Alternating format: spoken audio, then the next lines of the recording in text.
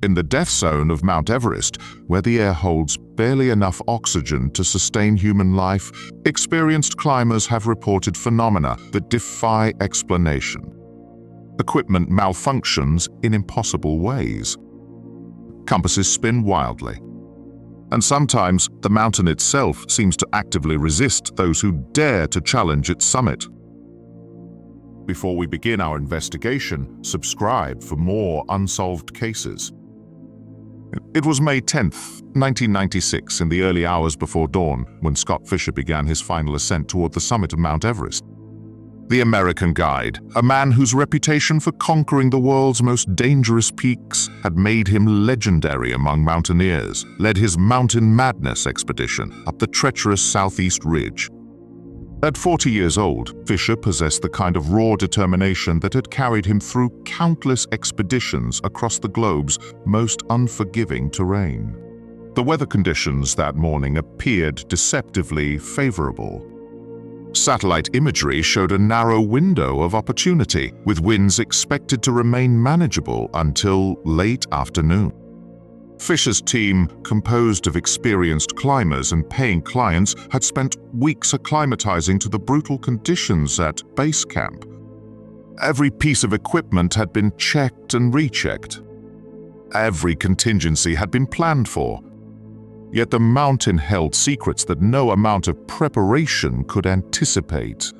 As the expedition pushed beyond the 26,000-foot mark, entering what mountaineers call the death zone, several team members reported unusual electromagnetic disturbances. GPS devices began displaying impossible readings, showing locations that placed the climbers hundreds of miles from their actual position. Radio communications crackled with interference that formed almost rhythmic patterns, unlike anything attributable to atmospheric conditions. Fischer himself had been experiencing what he described to his team as unusual fatigue, though he attributed it to the standard effects of high-altitude climbing. The guide had conquered Everest once before, in 1994, and understood the mountain's brutal demands on the human body. But those who climbed with him that day later reported that his condition seemed to deteriorate in ways that defied medical explanation. At approximately 27,000 feet, the expedition encountered the first of several phenomena that would later puzzle investigators. The fixed ropes that had been installed by earlier climbing teams showed signs of wear that appeared inconsistent with normal use. Sections of rope displayed fraying patterns that suggested exposure to extreme temperatures far beyond what the weather conditions should have produced. More disturbing still, some rope segments bore what appeared to be precise, deliberate cuts that formed geometric patterns. The climbing route itself presented anomalies that veteran Everest guides found impossible to explain. Snow formations that should have remained stable in the current weather conditions had shifted overnight, creating new crevasses and obstacles that appeared on no existing maps of the mountain. Several climbers reported seeing ice formations that seemed to move independently of wind patterns, reshaping themselves in ways that defied the basic physics of frozen water. As Fischer's team approached the Hillary Step, the technical rock face that represents one of the final challenges before the summit, they encountered another expedition that had been attempting the climb for several days. The members of this group appeared disoriented and spoke of experiencing temporal distortions. They claimed to have been climbing for what felt like hours, only to discover that their watches and GPS devices indicated they had been stationary for the same period. Fischer, despite his deteriorating condition, pushed forward with characteristic determination. Those who observed him during these crucial hours described his movements as increasingly mechanical.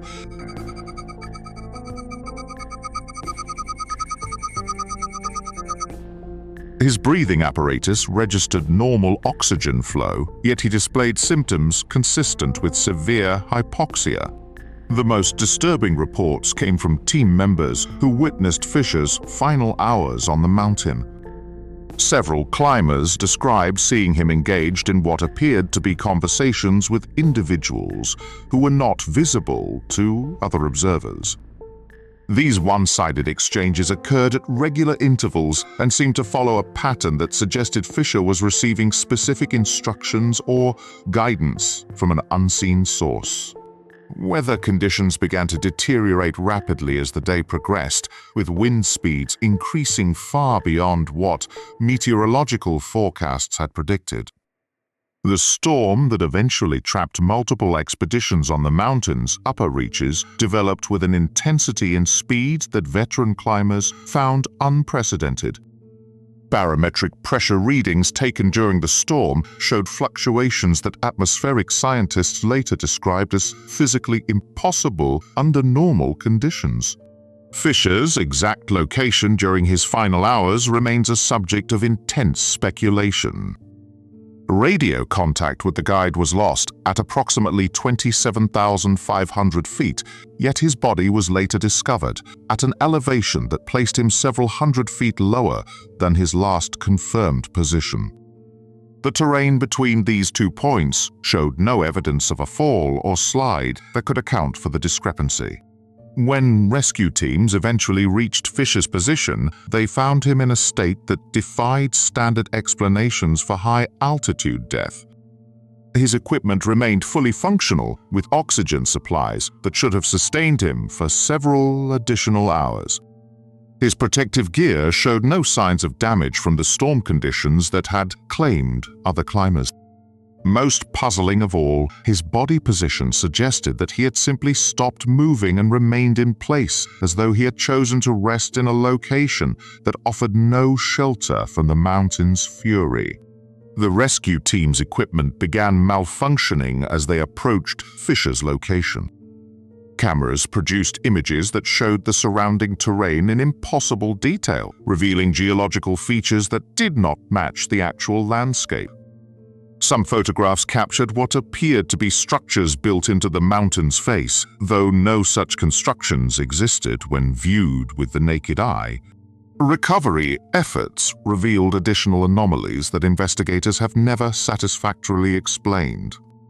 Fischer's personal effects included navigation notes written in his own handwriting that described route markers and landmarks that do not exist on Mount Everest. The notes referenced specific geographical features, using coordinates that, when plotted, placed them in remote regions of the Himalayas hundreds of miles from the mountain. Analysis of Fischer's climbing equipment revealed traces of minerals that geologists confirmed do not occur naturally in the Everest region. These substances, found embedded in his rope and carabiners, displayed crystalline structures that required formation under pressure and temperature conditions far exceeding anything found on Earth's surface. Laboratory testing produced results that contradicted fundamental principles of materials science. The storm that claimed Fischer's life dissipated with the same unnatural speed with which it had formed.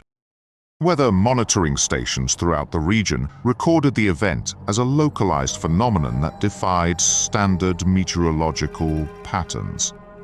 Satellite imagery of the storm's development showed cloud formations that appeared to originate from within the mountain itself, rather than from atmospheric conditions. Other climbers who survived the 1996 disaster reported experiencing shared hallucinations during their time in the death zone. Multiple witnesses described seeing identical visions of ancient structures carved into the mountain's peaks, structures that vanished when directly observed, but remained visible in peripheral vision. These accounts, documented independently by climbers who had no contact with each other during the expedition, showed remarkable consistency in their descriptions. The investigation into Fischer's death revealed that he had been researching historical accounts of unusual phenomena on Everest for months prior to his final expedition. His personal library contained extensive documentation of unexplained disappearances and strange encounters reported by climbers dating back to the earliest attempts to summit the mountain. Several of these accounts described experiences remarkably similar to those reported by Fischer's team. Perhaps most disturbing of all was the discovery of Fischer's final journal entries written during his last night at high camp. The entries described his growing conviction that the mountain was actively communicating with him, providing guidance about weather conditions and route selection that proved to be unnaturally accurate. His final entry, written just hours before his death, contained detailed descriptions of conversations with entities he identified as previous climbers who had died on the mountain. Oh, what do you think really happened to Scott Fischer in those final hours on Everest? Was he simply another victim of the mountain's brutal conditions, or did he encounter something far more mysterious in the death zone? Subscribe to explore more cases where the line between natural disaster and unexplained phenomenon becomes disturbingly unclear.